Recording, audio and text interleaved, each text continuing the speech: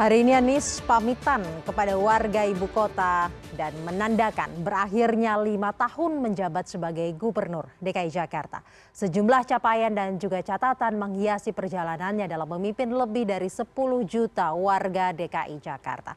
Lantas bagaimana media memotret kiprah beliau saat menahkodai Jakarta? Kita akan membahasnya dalam editorial view kali ini bersama dengan Suryanto, redaktur pelaksana cnnindonesia.com, dan juga Adi Prinantio, redaktur pelaksana harian Kompas. Selamat malam Mas Suryanto dan juga Mas Adi. Selamat malam, Kak. Mas Suryanto dan Mas Adi, sebelum kita membahas lebih jauh mengenai Anies, kita akan lihat terlebih dahulu pidato Anies Baswedan saat perpisahan tadi sore. Tidak usah pernyataan-pernyataan panjang, tapi kenyataannya yang bercerita dengan panjang.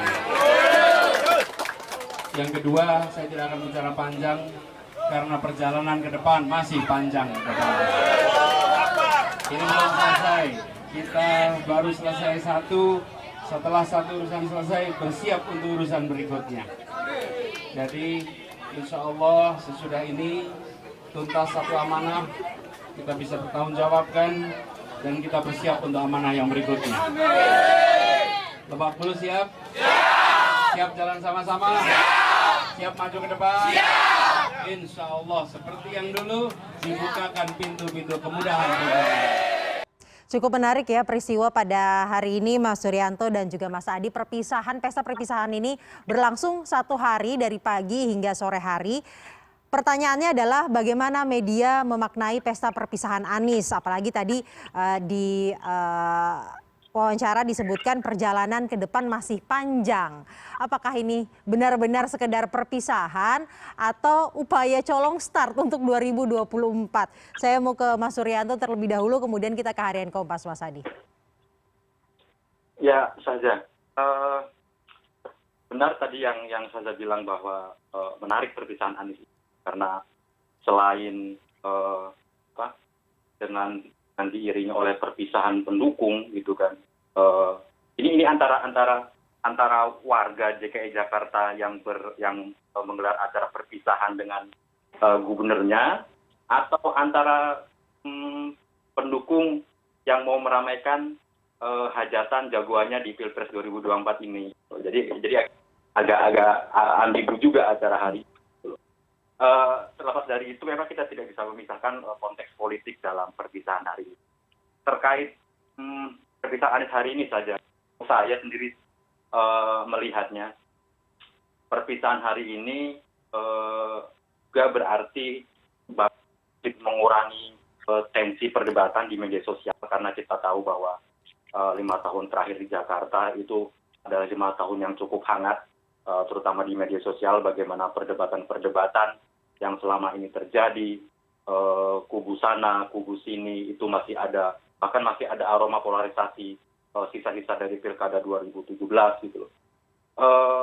Dengan perpisahan Anies hari ini, perkiraan kami bahwa keriuhan di media sosial akan sedikit berkurang, karena yang akan melanjutkan kepemimpinan Anies nanti bukan seorang politikus, tapi seorang birokrat yang memang punya pengalaman di DKI yang ditunjuk langsung oleh istana. Maka bisa dimaklumi kalau misalnya perpisahan Anies hari ini dia bilang bahwa saya tidak mau berpanjang-panjang, biarkan karya di Jakarta, itu saja yang menjawabnya, kurang lebih itu. Kalau melihatnya ke Anies hari ini berpidato berpanjang-panjang, maka akan lebih memicu reaksi yang pro kontra, ada yang tidak setuju, ada yang setuju, terutama di media sosial, bakal seperti apa. Makanya bisa dimaklumi ketika hari ini Anies bilang tidak mau berpanjang-panjang, biar karya di Jakarta, biar hasilnya akan membuktikannya nanti seperti apa gitu loh. Terus ke depan, yang saya bilang sebelumnya, kemungkinan media sosial akan lebih sedikit reda hangatnya, terutama dalam konteks Jakarta, bagaimana selama ini polarisasi masih terjadi antara pendukung dan orang-orang yang sering mengkritik Anies di Jakarta selama ini gitu loh. Harapan kami terutama polarisasi tidak akan ada lagi di Jakarta setelah tidak lagi menjadi gubernur ke depan gitu loh. tinggal nanti bagaimana konteks politik, karena Anies kita tahu sudah secara resmi dicalonkan oleh Partai Nasdem di pemilu 2024 nanti. Itu saja. Kemudian saya mau ke Mas Adi. Apakah memiliki pandangan yang cukup sama bahwa apa yang dilakukan Anies hari ini tidak bisa dipisahkan dari kepentingan politik pada nanti 2024, Mas Adi? Ya, saya sependapat ya kurang lebih dengan yang dikatakan Suryanto, karena atribusi Pak Anies sekarang memang sudah salah satunya adalah bakal calon presiden dari Partai Nasdem. Tapi pesan di kita itu adalah memang bagaimana upaya Anies di bulan-bulan terakhir dan terutama hari-hari terakhir kepemimpinannya adalah menghadirkan citra positif bagi dia di akhir masa jabatannya sebagai Gubernur DKI Jakarta. Berbagai program itu berusaha dituntaskan, tentu seoptimal mungkin kemampuan Pak Anies dan jajarannya. Misalnya proyek Taman Ismail Marzuki, kemudian penuntasan jalur sepeda di Jalan Jakarta, kemudian trotoar yang tadi juga diberitakan oleh CNN dan berbagai media massa yang lain. Jadi sebelum pamitan, benar sekali berusaha mengoptimalkan kinerjanya, gitu ya, sehingga memang ketika ada kesan bahwa datang tanpa muka, pergi tanpa punggung. Kesannya baik gitu. Dan itu memang kesan baik itu harapannya terbawa ke nanti panggung Pilpres 2024. Jadi memang karena Ibu adalah salah satu bakal calon presiden yang disampaikan oleh Partai Nasdem, maka memang tidak bisa terelakkan apa yang dilakukan Pak Anies ya sehari pamitan itu ada terkait dengan itu, apalagi tadi ada diksi terkait jalan bersama, siap maju bersama, jadi memang tidak bisa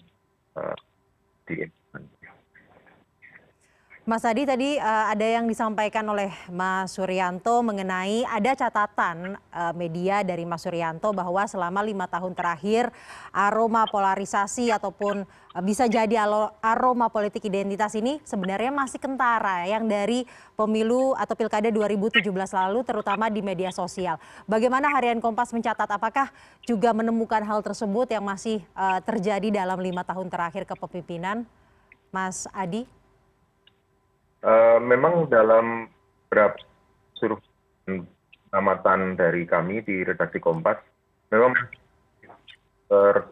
masih ada polarisasi ya di masyarakat yang menjadi bekas dari Pilkada DKI 2017 yang kemudian juga pada Pilpres 2019. Dan itu kami temukan misalnya dalam vaksinasi pemerintah di awal pandemi 19. Jadi citra bahwa program vaksinasi COVID itu adalah dari rezim Jokowi. Para pendukung kubu Jokowi, salah satunya tentunya di pihak Bowo dan ada Anies, itu menolak. Nah, padahal itu sebetulnya jauh sekali dari kepentingan politik karena itu jelas merupakan program sehat yaitu dalam hal penanganan pandemi. Tapi di kalangan masyarakat bawah, tim waktu itu redaksi Kompas menemukan bahwa pemahaman masyarakat bawah masih saja terpolarisasi akibat berbagai Pilkada 2017 dan juga Pilpres 2019. Baik, Demikian, Mbak. baik Mas Adi. Tadi pada saat wawancara juga ada diksi ataupun pernyataan Anies Baswedan yang mengatakan bukan pernyataan tapi kenyataan. Ini mengenai program-program dan juga karya-karya serta capaian-capaian selama 5 tahun menjabat. Dari catatan media di cnnindonesia.com dan juga harian Kompas, janji Anies yang mana saja pada saat kampanye terwujud di 5 tahun kepemimpinannya dan mana-mana saja yang tidak terwujud. Kita ke Mas Suryanto terlebih dahulu.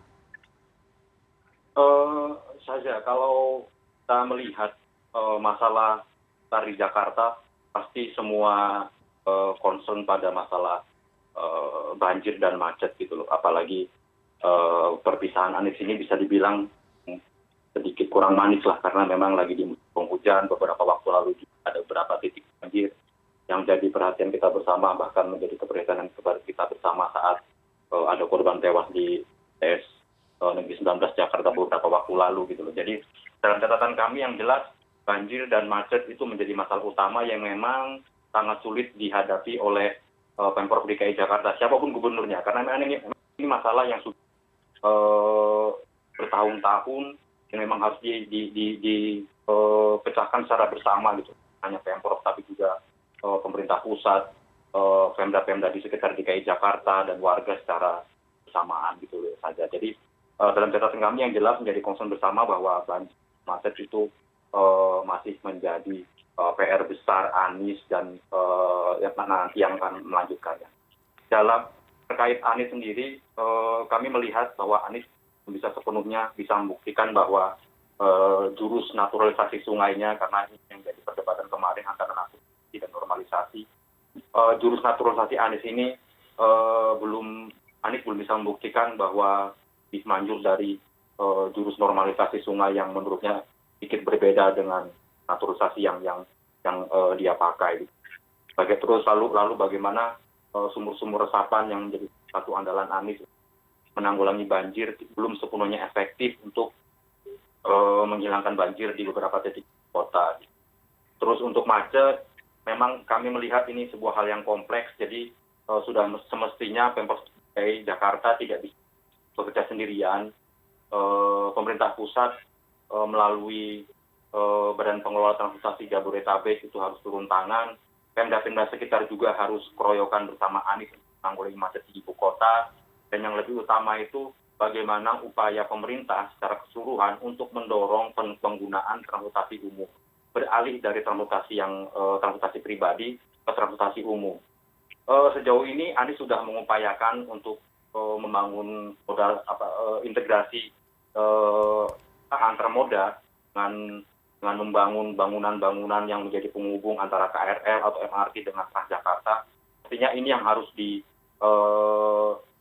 digalakan sejak dulu dan makin dimasifkan baik nanti ke depan ataupun pasca pemilihan 2024 nanti ketika sudah ada gubernur definitif gitu loh. Pola transportasi dari transportasi pribadi ke transportasi umum ini yang masih menjadi PR bersama untuk mengurai kemacetan di ibu kota. Itu yang menjadi PR besar ke depan saja. Baik, bagaimana dengan harian Kompas, Mas Adi? Apakah memiliki catatan yang sama dengan cnnindonesia.com bahwa banjir dan macet ini masih menjadi PR yang sangat besar dan utama, dan kondisinya dalam catatan harian Kompas seperti apa? Apakah memang area-area banjir ini berkurang selama 5 tahun ke depan ataupun bagaimana, Mas? Ya, yang pertama soal kemacetan dulu. Soal kemacetan memang ada beberapa problem di dalam penanganan transportasi publik. Keluhan-keluhan yang banyak muncul di masyarakat adalah soal Transjakarta yang selama ini jadi satu andalan bagi Pemprov DKI dari pemerintahan ke pemerintahan sejak era Pak Yogi untuk mengurangi kemacetan, artinya mengalihkan penggunaan kendaraan pribadi ke kendaraan umum.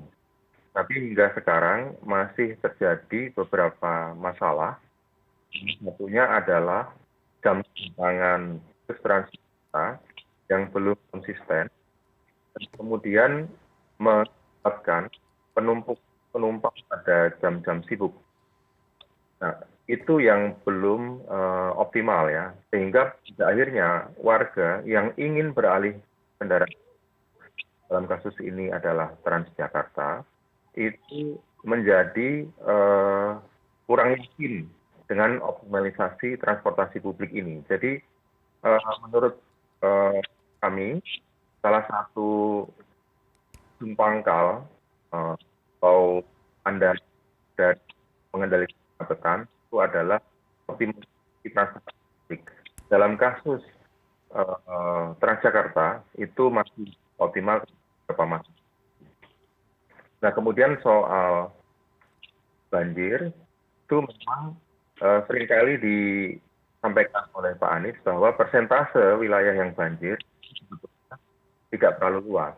Tapi itu pun masih memang artinya belum teratasi gitu ya. Apalagi ketika cuaca saat ini yang curah hujannya lebih tinggi dan kemudian terlalu lama. Artinya jumlah air yang datang ke daratan di Jakarta itu sekali hadir langsung banyak ya. Artinya urusan drainase dan kemudian tadi disebut oleh Mas Rianto soal normalisasi sungai, artinya mengurangi sedimentasi sungai itu juga masih belum optimal selain urusan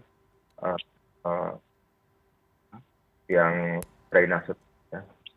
Nah, kalau menyisipkan sedikit catatan positif, tentu adalah hanya digitalisasi pemerintahan. Menurut catatan dari KPPOD, pemantauan pelaksanaan otonomi daerah, DKI termasuk satu daerah yang cukup agresif menggunakan platform digital dalam melayani publik.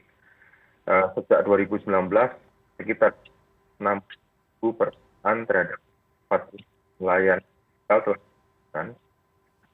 Tapi catatan terkait hal ini, meskipun dari sisi sejumlah aplikasi dan kemudian saluran digital terkait pengaduan sudah dijalankan, persentase jumlah warga yang menggunakan layanan dari Jakarta juga masih terbatas. Jadi jumlahnya masih tetap perlu diungkit. Tapi bagi media, secara terbiasa untuk mengapresiasi layanan yang sudah baik, tetapi sekaligus juga menyisipkan kritik atau catatan kritis terhadap beberapa layanan yang masih belum optimal. Itu sudah kesejatian ya. Siapapun gubernurnya itu naluri media karena ada fungsi kontrol sosial di dalam dia. Demikian Mbak.